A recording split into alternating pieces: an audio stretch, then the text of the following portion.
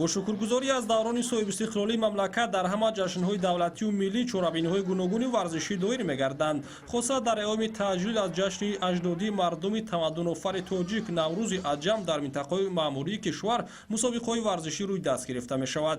ба ифтихори иди наврӯз дар ноҳияи Данғара вилояти Хатлон мусобиқаи ҷумҳуриявӣ оид ба гӯштини миллӣ доир гардид, ки дар он паҳлавонони зиёд аз минтақаҳои гуногун иштирок намуданд.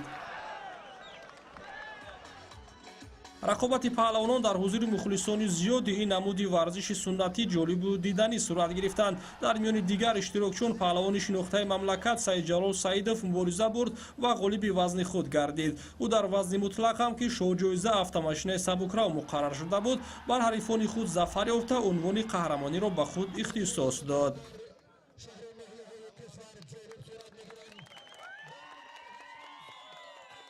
гӯштини миллӣ буд. дар гӯштаи мусобиқа ма бо ду ҳариф хозмоӣ кардам.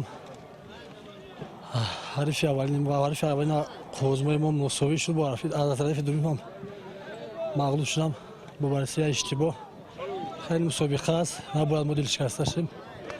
дар оянда тамринро хуб мекунем, хеле бо оянда ғолибиятҳоро ба даст биёрем.